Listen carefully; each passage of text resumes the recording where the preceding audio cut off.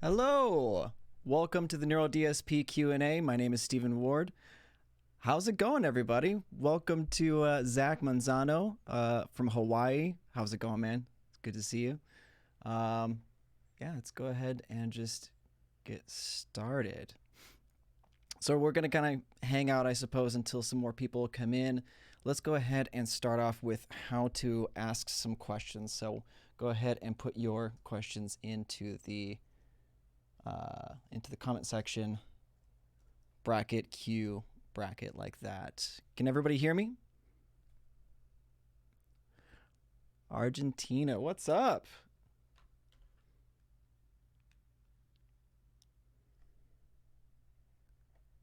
Very, very cool. So today we're going over, I don't know, like this is supposed to be a Q&A, and I want to be able to answer all of your questions. And I thought that, you know, this was definitely a good chance and opportunity to introduce myself. Hey, Carol from Poland. What's up, dude? Any chance for more built-in cab sims and NTS and nameless? You know, I'm not sure. They work with ML Sounds, I know that, but I'm not sure if they're going to be updating some additional cab sims. Hey, what's up, Danny? How you doing? Good to see you, man. But I figured this was a good chance for me to come in and show you a couple of things about the parallax and maybe talk about myself and answer any questions that you have. Zach. Let's see. Videos. I was wondering if you would be best. Workflow chain from guitar to interface to DAW. Okay, so that's a pretty good question. So generally, I like to work with a good DI box, and I just got the Little Labs Red Eye. That's what I'm currently using for my DI to go into my Scarlett 18i20 interface, and then from there I just will record that, and then pretty much just use the NTS or whatever I can. Let's see. Make sure that I'm on the right scene. Pro Tools demo. All right, cool. So yeah, the question was from a guitar, and I'll use my Waves cables and go into my DI box out into the front of my 18i20, and that's pretty much it. Like, one of the things that I really love about these cabs or these amp simulators is that they really don't require a whole lot of post EQ or anything like that. So like you can see on this guitar track here, I have soloed out. Like, I just have the amp sims on the tracks, a little bit of EQ to kind of dip a couple of like the resonant frequencies, and then some compression, and then into my mastering chain. That's about it. Will you make unique logos for the standalone apps as the white squares all look the same?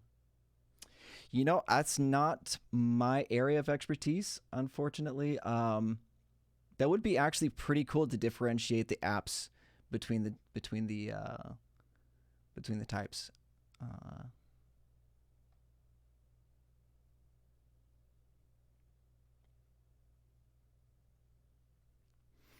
You know, that's Adam. I'm not sure.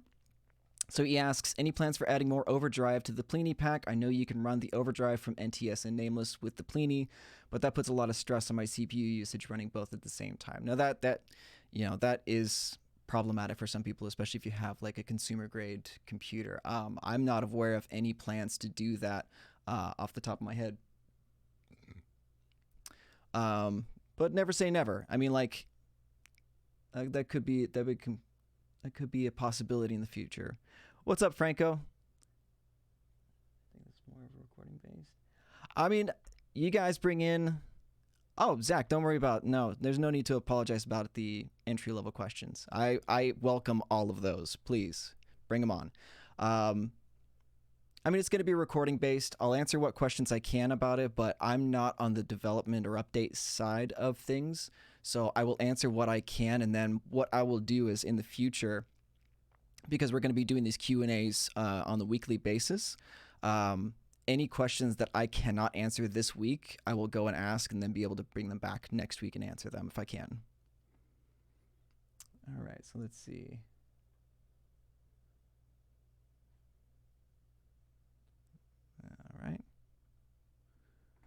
Cool. So again, anytime you want to ask a question, go ahead and put it bracket, Q bracket, like I'm putting in the comment section right there. How loud should I record my DIs? Is it best to record the highest level without peaking? Niels, yes. Okay, so generally I mean, obviously you don't want to be clipping. What I try to strike for is my peaks should be going about -6 on my input, just before hitting yellow, because I tend to hit a lot harder when I'm recording, and I know that. So I try to give myself a little bit of headroom, and then if I need the additional drive, I'll just open up my amp and then just drive the input a little bit harder into the amp. That's a good question.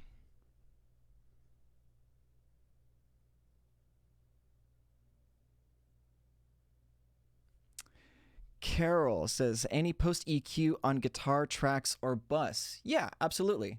I really don't have to do a whole lot though. As you can see, I have like these two guitar tracks going into this GTR dual aux, and all I have it doing is dipping a little bit at 3300 and 5800. And basically all that is doing is just taking out a couple of the resonant frequencies that I noticed while I was mixing this.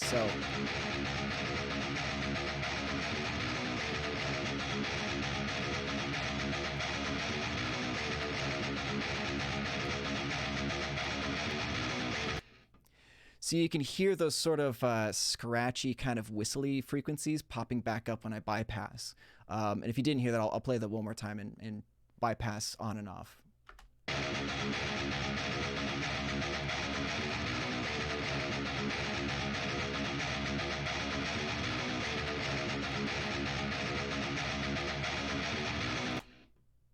And that's generally what I do. And then a little bit of compression, like I mentioned. I think on these ones I may have done a little bit more. Yeah, so for the, like, and it's always situation based, isn't it? So like I have some of the similar moves, dipping out a couple of the resonant frequencies. This particular section I did a little bit more on the EQ because of the way that these ones sounded. So like,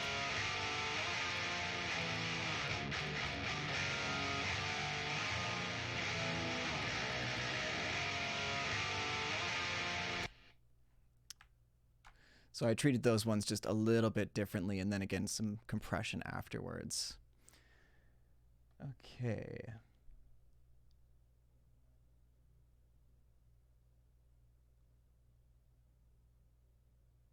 Okay.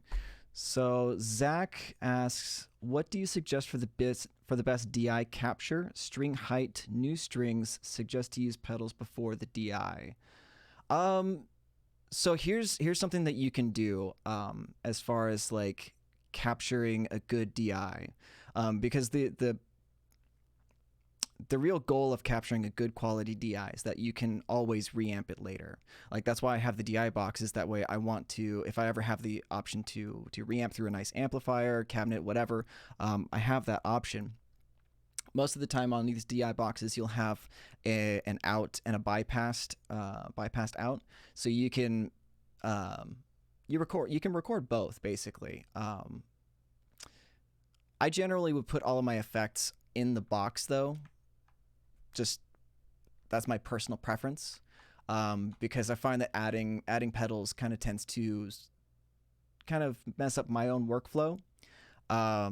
But that's, again, just personal preference. If you have a cool overdrive pedal or delay or phase or wah or something like that, then that's definitely, experiment. There's nothing wrong with just going through and just trying some things out and seeing what works for you and what works, what doesn't. Let's see. And then string height, that's more personal preference, because you're going to get better, fuller tone with higher strings, but they're going to be a little bit more difficult to play. Lower strings are going to crash into the frets a little bit more, so you're not going to get as much tone out of them, but as far as like vibrato and playability, you're going to get more out of lower action. And then, so he asks, Zach, what was that DI box you mentioned? Okay, so I have the Little Labs Red Eye DI box. I think I can just pull this over. I don't know if you can see this or not. Yeah, the Little Labs Red Eye DI box. So that's what I've been using for pretty much all of my recordings the past month and a half. But at the same time, I was using the Radial DI box because this one I believe was like, I think $250 or $350. So like, if you can't afford that, you can always go with a Radial, and I think that they're like $100. Any plans to branch in mixing plugins other than amp sims? Let's see. Doug Payne asks, is there any plans to branch into mixing plugins other than amp sims? I can't really speak on that. I know that Neural definitely wants to keep those kinds of things close to their chest, and they'll be announcing and releasing plugins, pretty regularly from here on. But I'm really excited to see what you guys think of the upcoming plugins. No problem, Niels. Let's see. Yeah, so yeah, I'm using the Focusrite Scarlett 18i20 currently.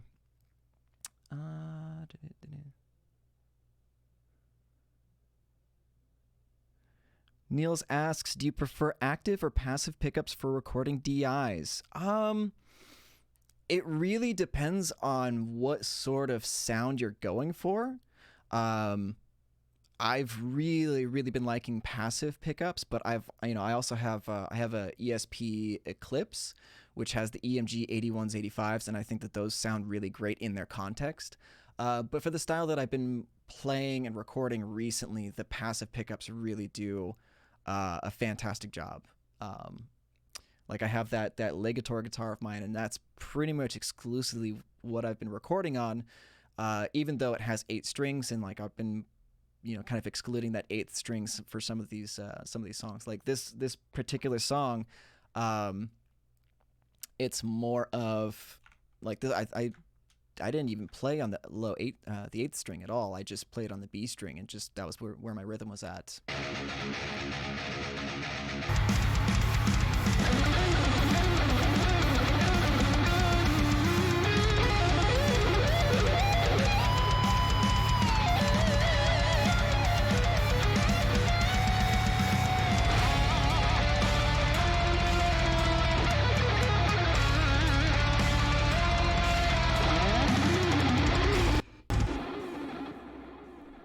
But yeah, so to answer your question as far as like active or passive pickups, again, it just is up to personal preference and what you ultimately want the guitar to sound like, because the active pickups and the passive pickups do have their own very separate individual tones. I don't know if you watched the dialing in Fortin Nameless tones yet or not.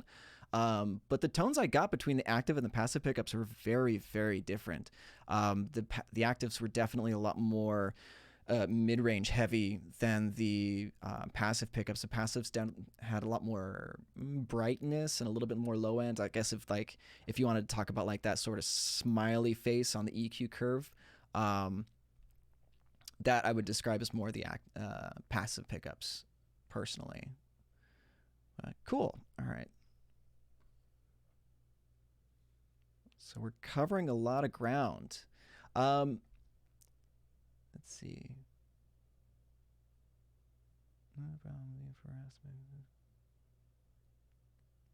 Okay, so anyone else have any additional questions? I'll be here for the next 45 minutes, so ask away. I think right now, I don't know how many of you guys checked out the Parallax yet?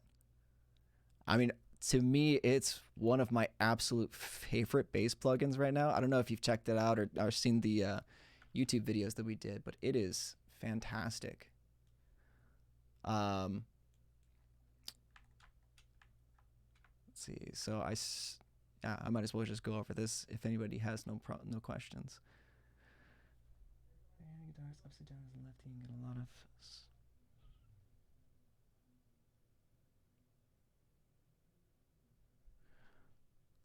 Okay, so Tacoma. So I play right-handed guitars, upside down and lefty, and get a lot of scratch from Nameless. Any way I can reduce this noise? I have the gate up quite high. So it depends on what you mean by scratch. Because if you're talking about like a hissing sound, that's the noise floor, and you have to bump up your input gain of the signal so that way it gets above the noise floor. Um, if you're talking about potentially, it might be the pick that you're using, the angle in which you're playing at, because if your pick is angled too far against the string, you might just be getting a lot of pick scratching against the string. Definitely play around with those two things, the input gain and the angle of attack that your pick is at. Um, that's something that I can always go over in a video as well, if that's something that people would find interesting or useful. Um, because I actually taught guitar for about 10 years or so, and that's something that I have a lot of insight on. Um, but yeah, I guess it depends on what you mean by scratching. And if you ever feel, I mean, honestly, any of these questions as well, you're more than welcome to reach out to me personally, email me or something like that, and we can always work any of your issues out. I'm more than willing to do that. Let's see.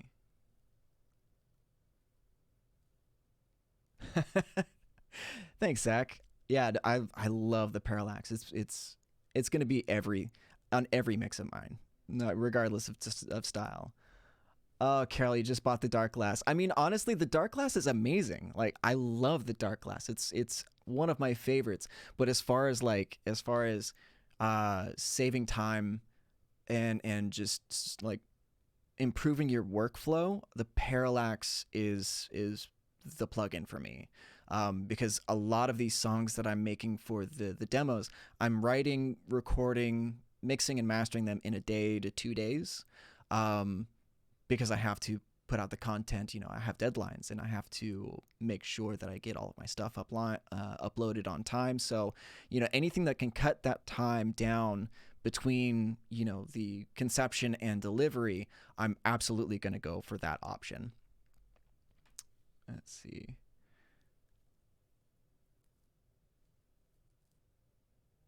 Chris, yeah. I want to see it, dude. Link it to me. You said the Parallax video is coming soon. I'm really excited to hear that. It's more when you mute the strings, Tekimo. Okay, so that is the noise floor, or potentially your pickups are just picking up too much RFI signals, radio frequency interference. So it could be that, I mean, like, it's kind of problematic. It depends on, do you have the humbucking pickups or single coil pickups? It's definitely going to be exacerbated by high gain, for sure. Like, especially if you have very noisy pickups, that's definitely going to be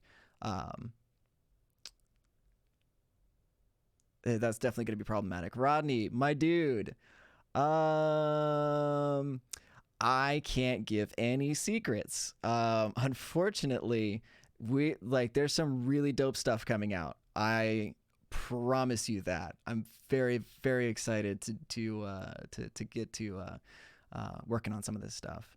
Any new amp companies coming on board? Again, I'm not really gonna talk too much about that, because like I said earlier, like, Neural likes to keep their cards close to their chest, which I can totally respect. But I can promise you that it's always going to be awesome. Like, I think that's one of the best things about this company to me, is that I believe in their product wholeheartedly, because I know the effort that they go to deliver what the user will find useful and what the user is going to enjoy. It's all about the experience, and that's something that they really hold themselves to, as far as like a standard is concerned. They really hold themselves high to that. Let's see.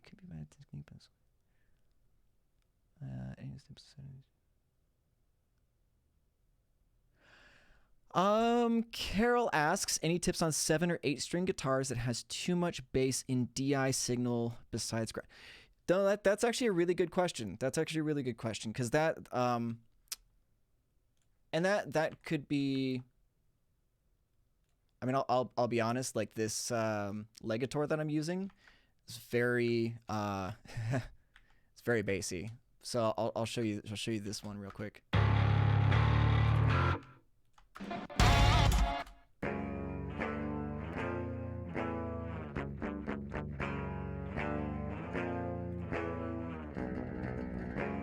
So you can see on the EQ curve, on the EQ curve, I just pulled the bus Pro Q up, so you can kind of see like the even just playing those are chords on the 7th string of my 8-string guitar, like it's really bass heavy. If I wanted to take care of that pre-amplifier, I could definitely try that. You know, I mean, like that. There's nothing to say that you can't do that, right? Either that, or you can try doing that within the plugin itself. So I have these two linked up.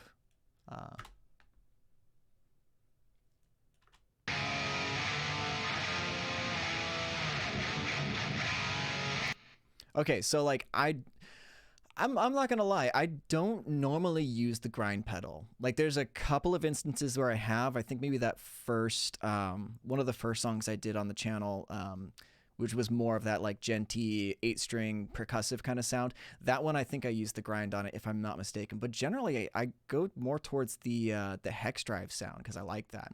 But I will bump the tone up considerably. Like this is all the way up.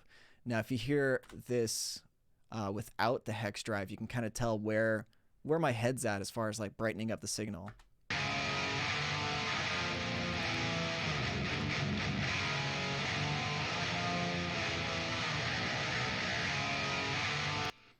And then we get to the we'll get to the head, and you see the treble and the mid and the bass. Those are all pretty high up.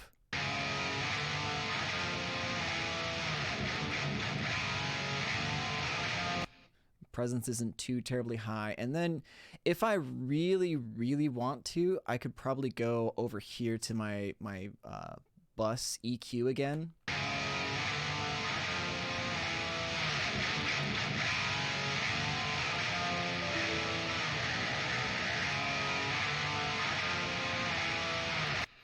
And then maybe do like a wide Q boost around like, I don't know, 1600, 2K, something like that.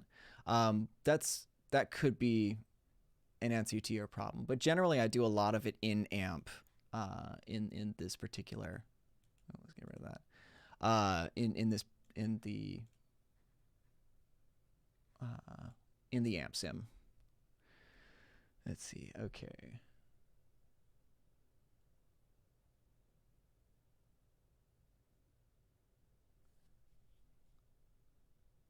Yeah, that would definitely happen to the bare knuckle, yeah, and the non-school, yeah, absolutely. Take them on up, yeah. Would pickup height be an issue with noise floor in relation to Tecmo? Oh, Zach, yeah.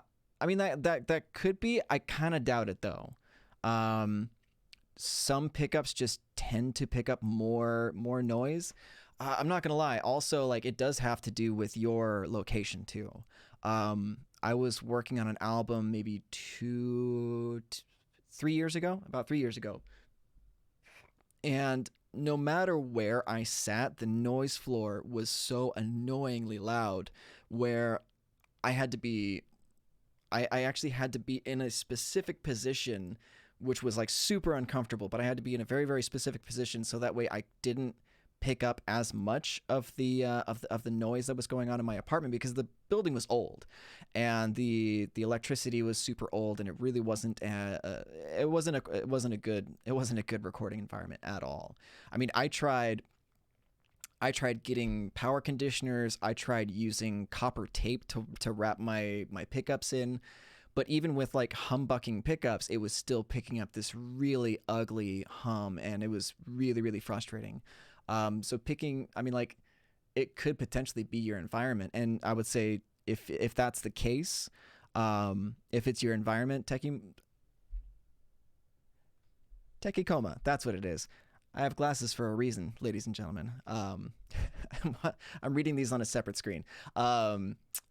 But basically, what it is, the if you want to find that out, take your guitar up and keep it muted, like keep your hands on the strings, and if like the buzzing gets worse or better depending on where you're at, then that's going to be your surroundings. Let's see, different guitars pick us good generally plugins. And let's see.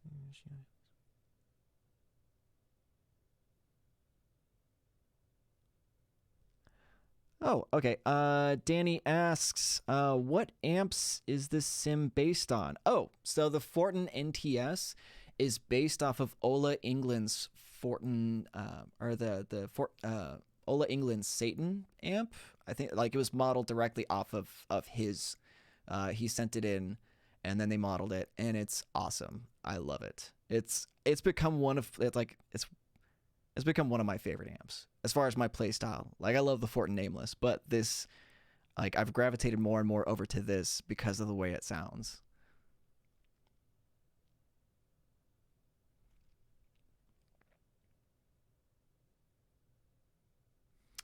Let's see. James Yellow. I don't know if I understand this question. I use the NTS sim on 7.2 decibels. Does it affect my tone? Are you talking about like input gain, or what are you go ahead and extrapolate on that question for me if you wouldn't mind.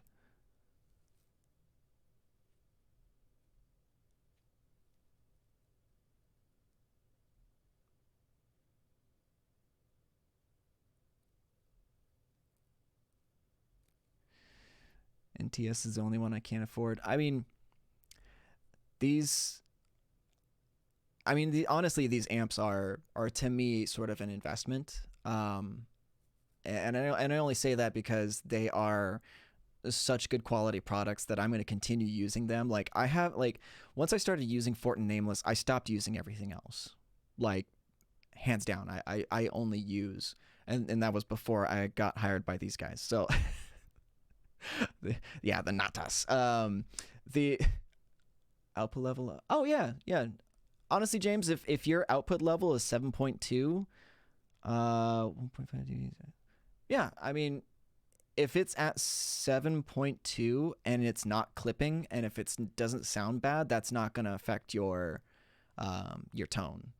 Like it's so the input and output knobs are all about gain staging, right? As far as where your mix is going to be going to. So like if I was to bump these the Fortin NTS here to 7.2, let's just input this in 7.2. I would probably actually get some clipping. Now that I think about it, yeah, actually, let's hang on. Oh, computer's freezing. There we go.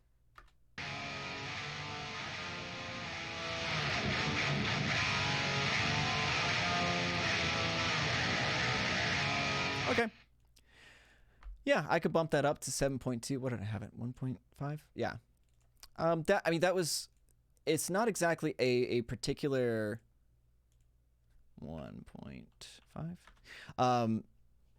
So James, it's not necessarily a tone thing on the output.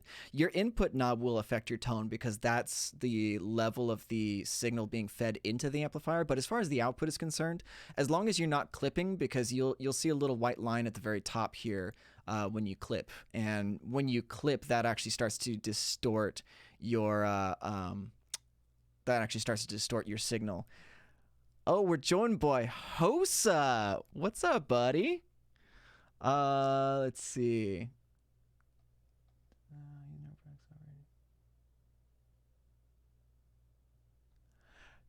I would wholeheartedly agree. Tekigoma, he says, I use neural products over anything else.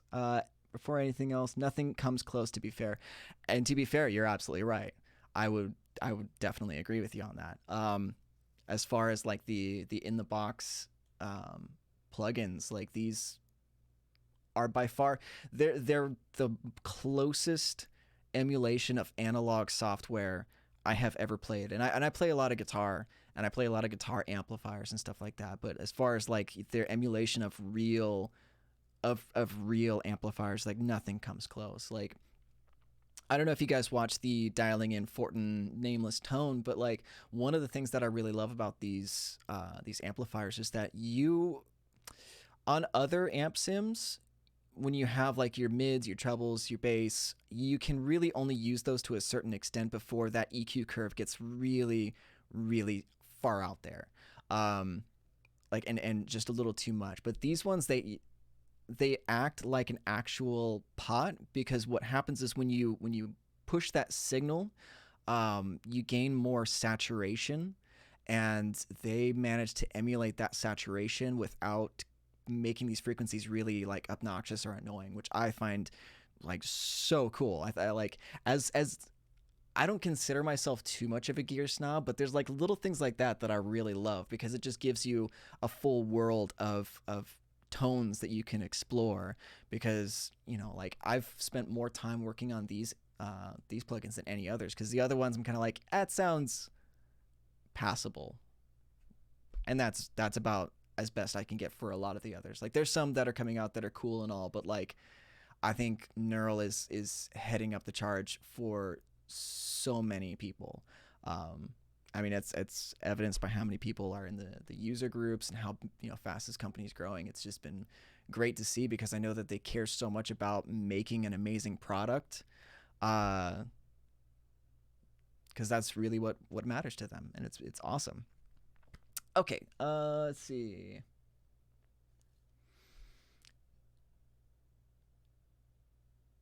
Have I tried NTS with third-party IRs? I really haven't too much. I've because I actually have a Two Notes Torpedo Live, and so I got a bunch of IRs, and you can make like the wall of sound. Like there's the wall of sound plugin that comes with that, and you can mix and match IRs. I haven't really needed to be very honest. I like everything that I've needed thus far has been covered by all of these impulse responses that are built in. And even then, so I don't know if you guys know this, but the impulse responses that are on the Plini amp sim are different than the impulse responses that are on the NTS or the Nameless.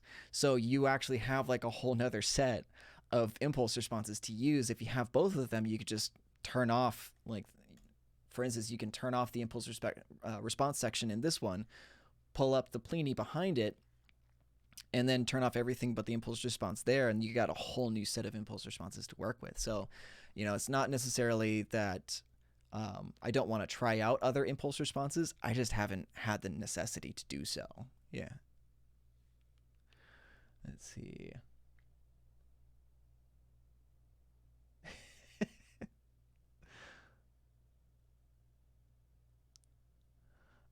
Niels, just own the Nameless.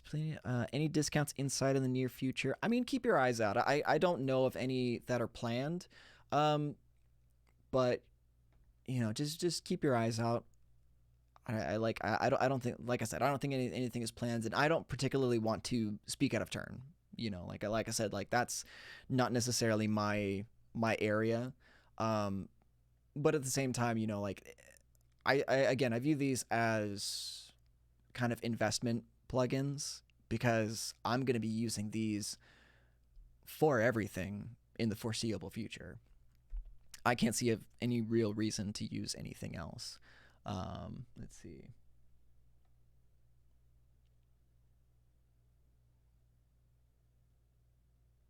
James says loves the amp sim for practicing at home. Use them for Instagram covers and planning on mixing my songs. Yeah, absolutely. Absolutely. I mean, that's what they're there for. I mean, there are so many uses for these things, and I do plan on doing a video pretty soon on how to use these in a live setting. That'll probably go up in the next 2 weeks, I think, depending on what content comes out. But yeah, just something to keep an eye out for.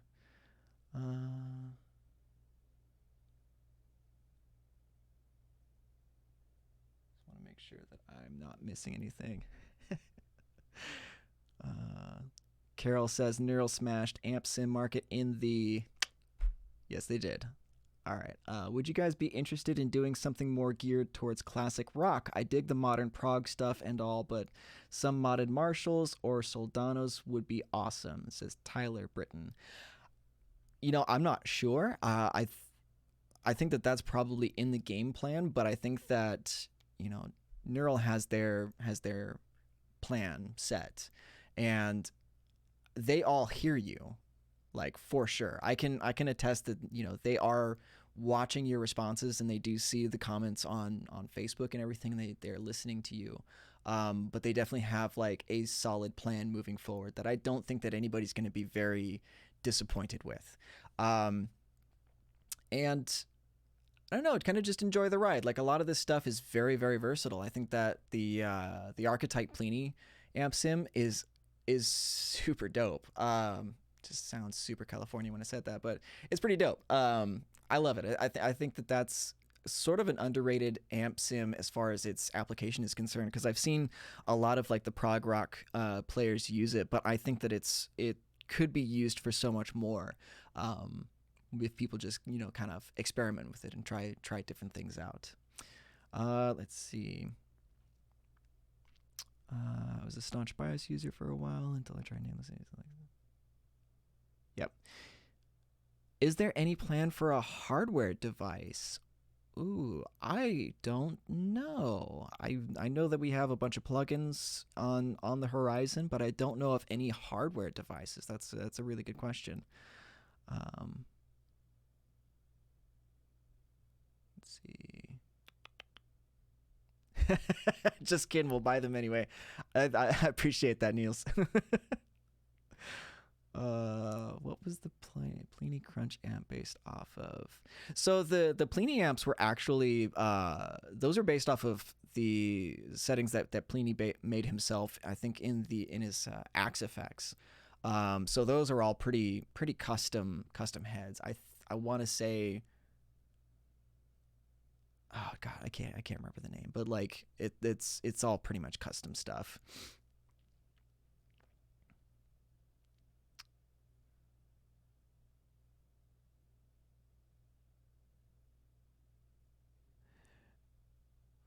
Do you have any?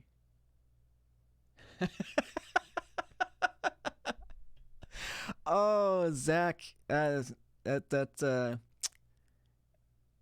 do you have any general tips and tricks for us? I'm a sucker for dad jokes, so you get me. You get me, Zach. I appreciate that. Uh, general tips and tricks as far as like dialing in tone, recording. I mean, I have um, a good amount of experience with those things. As I mean, like probably one of the things that I've learned early on is like some generalities. Let's talk generalities. I spent a lot of time when I first started working on guitar tones. I spent a lot of time like really hyper focusing on guitar tones, and really the only thing that's going to get you is tinnitus. Um, the longer, as far as like when you're talking about like hearing damage, it's not just decibels, but it's also decibels over time. So I remember one of the first nights I was working on my album, like, this was several years ago. I was working on my album and I was like, okay, I got to dial in these guitar tones. I really got to settle in. And it was like 2 straight hours of messing with guitar tones. And by the time I finished, I was like, I had just given up for the night. And I turned off my computer and I could hear this like ringing in my ears, and it persisted all throughout the next day. So like as far as dialing in guitar tones, the best, here you go. So like a general tip is the best way to dial in guitar tones is do it in context of the song and don't take too much time. I find that most people, especially when they're first starting out, really tend to overthink those aspects. They really have a tendency to just like, oh, but maybe I can do this, or maybe I could do that, or maybe like I said, I'm on a time crunch, with this content. Like I have deadlines to meet, and if I obsessed over every single detail and tried to get that perfection or chase tones for an extended period of time, I wouldn't be able to uphold my obligations. So when you're dialing in guitar tones, don't use your instincts and just have some fun, mess with the dials, figure out what does what as far as like, oh, the positioning of the mic, kind of tends to make it a little bit brighter, a little bit brighter towards the center, a little bit darker towards the outside. So I know like I can do this move and then dial it in context of the song, because I find that that's so important to do, because what tone you may hear the amp sound like by itself may not really service the song, because really what we're trying to do is, build tones that are in service to the song. Like that, like anything, any technique, any way of playing, any mixing thing, like everything should always be just in service of the song and making the best thing possible. So hopefully that hopefully that helps. Let's see.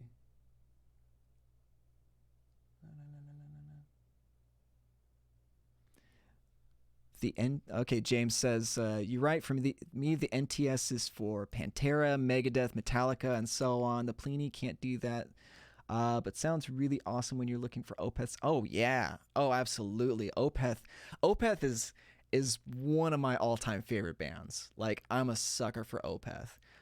When they came through, I was living up in Sacramento, California, and they came through, and I was the first time I saw them. It was, oh, just so good. I melted in the audience. It was amazing. Um, is it recommended for live performance? I don't know if you were here a few minutes ago, but yeah, I'm gonna be putting up a video within the next 2 weeks about how you can use these plugins live, because it's not a super common thing yet. Because I find that like the digital age is moving towards Axe Effects and Kemper and everything, but like, when is there going to be a product that you can load these plugins into and then use that live? Like, honestly, I think that all you would particularly need is a power amp, laptop, and interface. That's it. That's really all you need, and it's pretty simple. And I want to do a good video on how you would manage that. And it doesn't have to be a super powerful CPU either. Like, doesn't have to be a super powerful laptop. But it's easy enough to do. It's definitely easy enough to do. So I'll be putting that up pretty quick.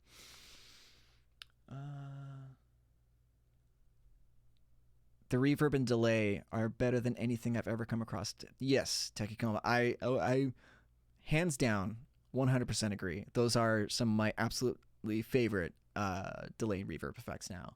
I try and use those on everything. I've even been messing around with them on vocal chains as well, because I think that they give like a really, really cool space to them.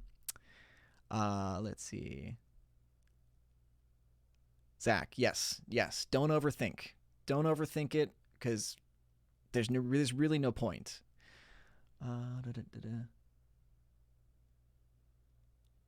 Tyler Britton, what about an effects rack where you can change out aspects of all the releases?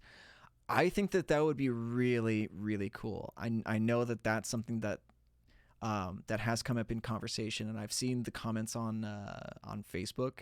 Again, I'm not sure exactly what they're gonna do with that information. Me personally, I think that would be really great, because like you have Sound Toys.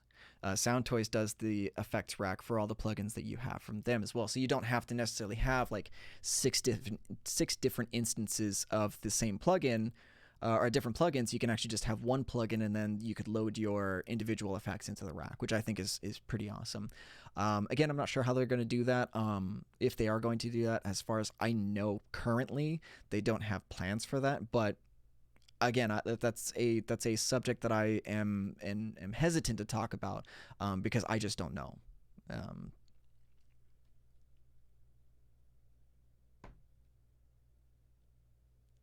see.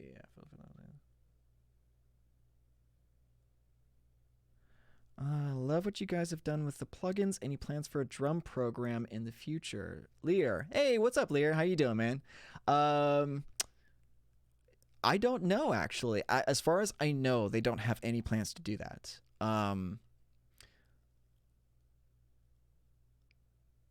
Yeah, I'll just leave it at that. As far as I know, they don't have any plans to do that sort of thing, because I know that they're mainly focusing on the amp simulators at the moment. But never say never. I mean, like, that's something that I know that they could probably do and do well. But as far as like right now, somebody asked me the other day what I was using for drums, and right now, let's see. For drums, I've been using this Room Sound J Moss set, which has been pretty awesome so far. Oh geez. Yeah, it sounds pretty cool. I like it. It's a pretty realistic set, if you ask me.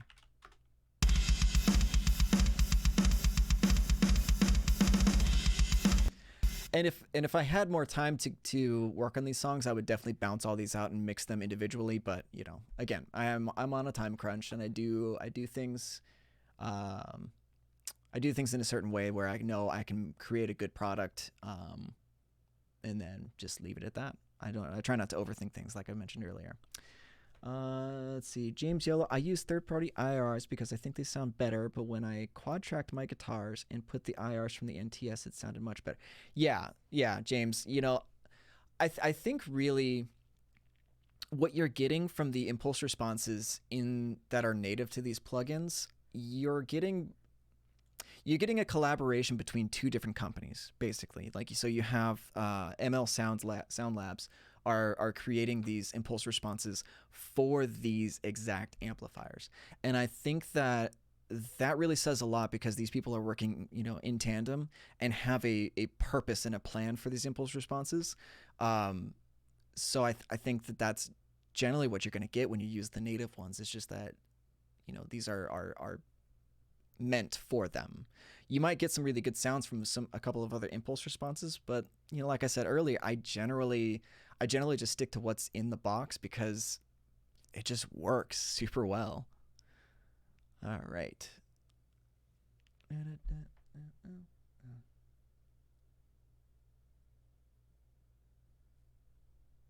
GT Sukma. Yeah, absolutely. Says, I have a plan to use VST for my future gear using Mini PC, for example. Yeah, no, that's one of the reasons why I really want to do this video, is because I know that there are people who really want to use these plugins live. Because again, like, these ones just sound great. Like, there's really, like, I find that when you limit the variables to a live performance, like, it just makes everything go that much smoother. Because with amplifiers, you do have moving parts, and you do have like I've had my amp head fail. I've gone to a show, and I think it was the power tubes went out, and thankfully a friend of mine had an amp for me to use. But like, yeah, I could just pull up my laptop, my little tiny interface, and then just go, and it's going to be so much more consistent as well, as far as like tone, because I know I'm going to have all of my presets, all of my settings just dialed into a T. Okay. Switch foot.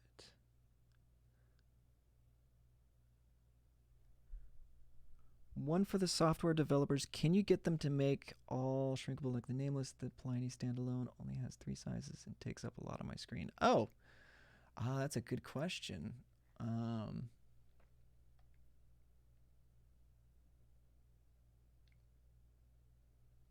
That's a good question. Okay, so I know that they're going to be watching this stream, so that's something that I'll put to them.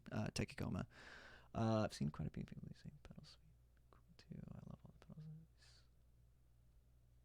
Yeah, I think that getting the chorus phaser modulation, I think that those actually would be really cool as well. I know that those, like, I'll leave it up to them. Like, I definitely, as a guitar player and a consumer of these products, I trust their vision and I trust their direction. So I know that whatever they're working on, I'm going to be pretty stoked on. Like, I wasn't expecting the parallax, like I had the dark glass, and that was like something that I saw quite often in like the comments on the Facebook and some of the YouTube videos, where it's like, oh, well, I have the dark glass, why do I need the parallax? And why wouldn't you need the parallax? After using it, so many of those same people were like, oh my God, this thing is amazing. Like, I think that they knew what you guys would want out of a plugin. And I think that that takes a particular sort of vision and style, which I like. It really excites me as a musician, as a player, as an engineer. You know, as like somebody who wants to create music for myself and for Neural DSP, and I want to make content and stuff like that. Like, it's nice to know that a company's thinking of these things that I'm not. Where I could be like, oh, well, you know what? I kind of want like a Marshall JCM 800. You know, it's like I could want like a Marshall amp, but they're like, actually, we're working on something that's going to make you so much happier because like they're putting all their creative effort into it. And though I may want something that I'm familiar with, they're willing to experiment and put something out that, you know, is just kind of pioneering new pathways, which I think is really, really amazing. Okay.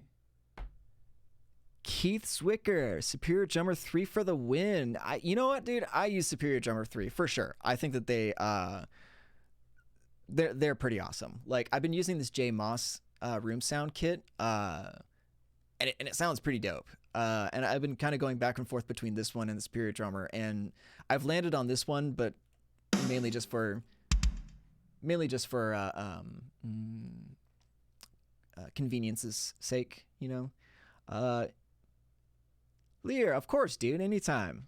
You know, that's why I'm here. I like talking to you guys. It's been a lot of fun, you know, doing all the videos and getting to like chat with some of you guys in the comment sections and on Facebook. Like, that's what I'm here for, and it's a lot of fun for me because I want to get to know you guys, and I want to know what you all want to see and what you guys are doing. Like, you know, it's like I'm interested in building the community around this channel, around the social media stuff. Like, I think it's really awesome, especially that, you know, like I look at everybody's posts and it's all really like already a very positive place to be. Everybody's really encouraging with the music and, you know, uploading their own stuff. Like, I think it's really awesome, and I love talking with you guys.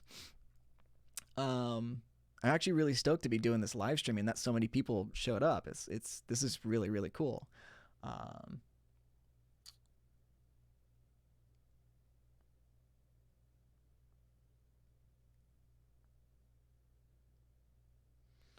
I wish you can make the old guitar SansAmp plugin. I mean, you know, again, you know, it's like to me, you know, I trust where Neural DSP has taken us. You know, I think there's a lot of like really cool stuff that's coming out pretty soon, and I know that they're working hard to make the experience and the product like the best possible thing that you can find. You know, and again, so like that to me is the sign of a good company, is when they can put out just about anything and like I know it's going to be a good quality product. So yeah. I appreciate it, Lear. Awesome. Let's see. Okay, so let's see. We're wrapping up to the last like 5 minutes, you know, and if you guys have more questions or anything like that, I can probably go over a couple minutes, but yeah, do you guys have any additional questions or anything that you want to ask, like me or the creators? And you know, that sort of stuff I'll keep to next week. So I'll be writing out a list of things that I'll discuss next week as well. So lay it on me. Last couple of minutes.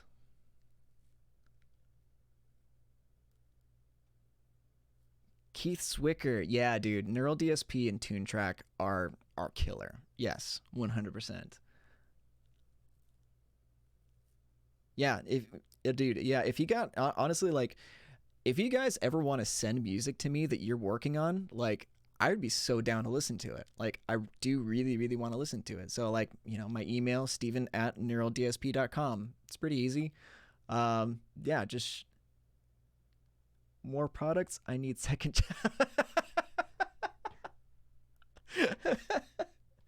Carol, I know the feeling, man. I know it. Videos showing how to mix different products, like names. Okay, so just general mix videos. I could definitely do that.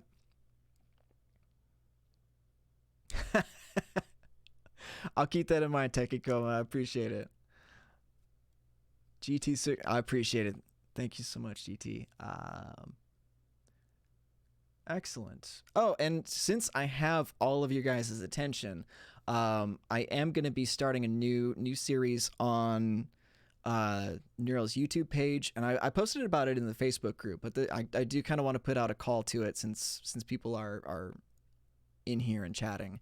I do want to create a new series where you guys send me your stems for your music, and then I mix just the guitar and bass tones with Neural products. That way you guys get your band's shout out, like, and I'm working out a couple like incentive rewards and stuff like that. But if that's something that you guys are interested in, or you want to send me some MP3s of your stuff, like, bring it on. Again, my email is steven@neuraldsp.com. So I would love to do that because I want to start bringing attention to your guys' stuff as well as anything else. So, hit me up and let me know if that's something that you are interested in.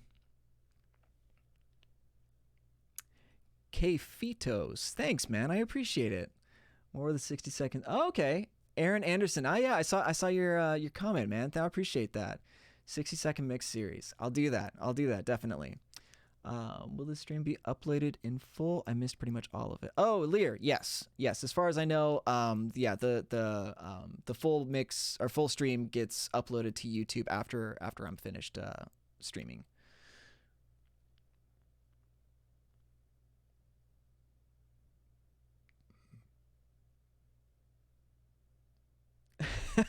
Hey, I hope to be flooded. Like I said, I want to be promoting you guys as much as anything else on this channel. Like, I think that we have a ton of super talented people in our group, and I think that when you have a platform, you should be trying to elevate the people around you.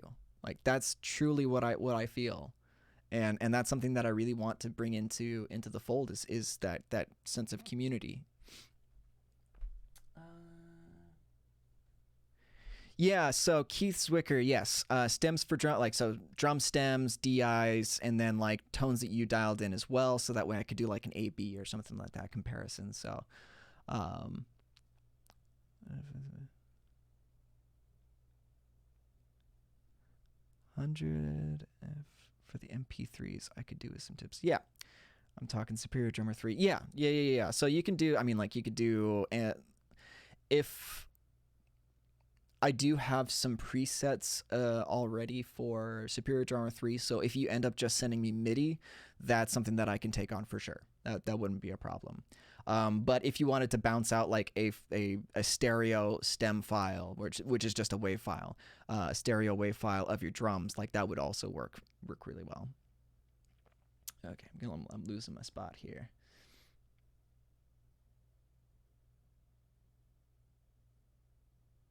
Oh, thanks, Zach. I really appreciate it. Yeah. So we're going to be doing these Q&As on a weekly basis. So next week, 1 p.m. Pacific Standard Time, I think that's what it's called. Anyway, 1 p.m. next week, I'll be doing this again, and I definitely do hope to see you all here again. Let's see if there's anything else I maybe missed. Yes, the general tip of the day. Yes. I like that, Zach. It was good. That's probably one of my favorite parts. I like how you guys just released Parallax out of nowhere. Didn't have to.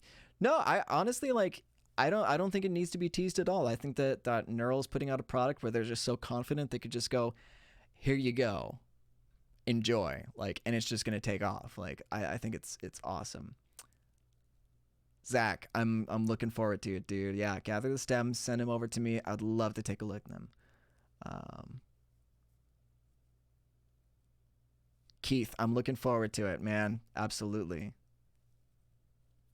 Yeah, if you have Keith, if you have drum presets for Superior Drummer 3 or something like that, you can do that. I don't think I have the Drums of Destruction, so yeah, if you want to send me, like, honestly, you could send me like a stereo wave file of your drum kit, and then I can just mix that into a track. That won't be a problem. Awesome. Very, very cool. I think that's about where I'm going to call it because I think that what- is- yeah, you do know that room. Yeah, no, it's a pretty good room. I like it. Amber alert. Okay. Sorry, we got an Amber alert. All right. Fantastic. Excellent. So if that is everything, I super appreciate everyone coming out, and thank you for all your questions. And I this was such a cool thing. I didn't know quite what to go in, what it was going to be coming into this, but I'm super stoked to do this again. I'll see you next week at 1 o'clock. Nice. And all right, as always, I'll see you in the next video.